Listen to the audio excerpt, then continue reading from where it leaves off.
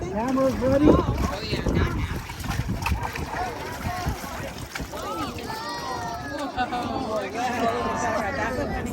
So I have to go into the sunlight a little bit. Here, back up, back up.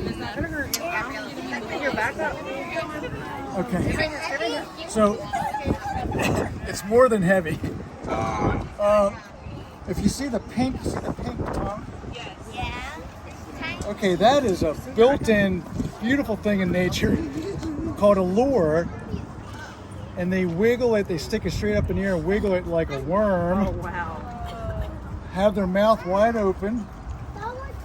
And then when a fish comes by to investigate, dinner. Okay, so yeah, now when I first got this turtle, this was from a alligator, a farm that raised them, and it was for meat. And it, See his face? a friend of mine bought it in the 80s, and then it became very, very sick, very ill, and it weighed 35 pounds, covered in brown fungus, and I've had it for 23 years, and now it's 5 years ago it was 138 pounds, so I don't know what it is now. And I think it's over 100 just by the shell so smooth. There's very little lines in it. 100 years old. What did I say? 100. About the weight, then you're talking about 100. Yeah. So 100 years old. Thanks, Tom. First I thought it was. So I discovered. So everybody said to me, "Oh, you got to feed it meat." Can't go as long as it Snapping turtles are omnivorous. They eat everything. Snapping turtles.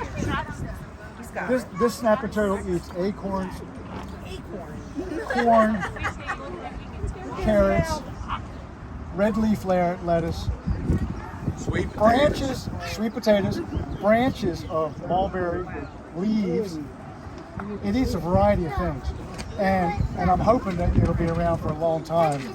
I don't know. No one knows how long they live, and that's the truth. I've talked to many book authors. I've talked to many people who study alligator snappers.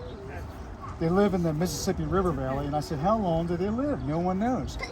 They've found musket balls embedded in the adults in the carapace from 1864, from the Civil War, and they were still alive.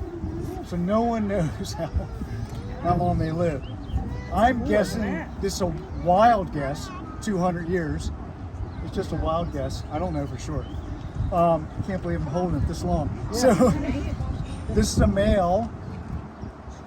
What's weird about alligator snappers is the male is very large.